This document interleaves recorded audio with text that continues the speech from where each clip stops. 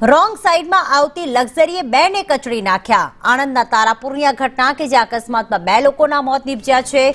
રમોદડી underpass પાસે બાઇકને અડફેટે લીધી હતી।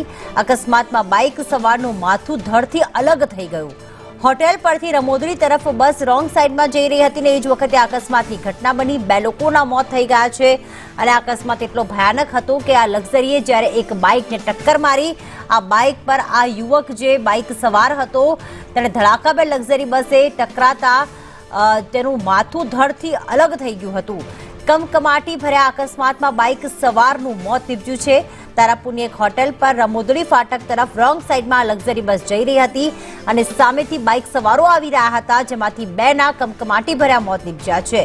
બાઇક પર એક સવાર હતો પુરુષ અને તેની પાછળ એક મહિલા બેઠેલી હતી, તે બંનેના મોત થયા છે। મરણ જનાર અમરેલી જિલ્લાના વતની હતા। તેમની જે મૃતદેહ છે તે પેટલાદ ગ્રામ્ય પોલીસ દ્વારા પોસ્ટમોર્ટમ અર્થે પેટલાદ સિવિલ હોસ્પિટલમાં ખસેડાઈ છે।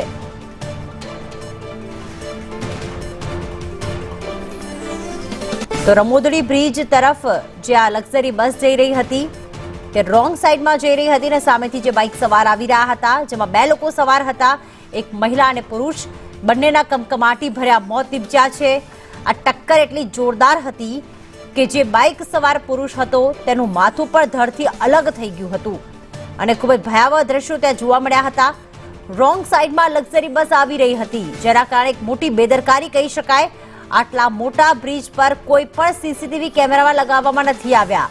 સાથે સૌથી મોટી વાત એ છે કે હાઈવે ઓથોરિટી છે, પોલીસ છે, ખાનગી હોટેલ માલિકો છે, તેમની સાંઠગાંઠ હોવાનો લોકો અહીંયા આક્ષેપ કરી રહ્યા છે, કારણ કે આ પહેલી એવી ઘટના નથી। વારંવાર આ પ્રકારની ઘટનાઓ સામે આવતી રહે છે અને હોટેલમાંથી નીકળીને જ્યારે ફાટક તરફ જવાનો રસ્તો છે ત્યાં લક્ઝરી બસ ફરીને જવાના બદલે ત્યાંથી રોંગ સાઈડમાં પસાર થઈ રહી હતી।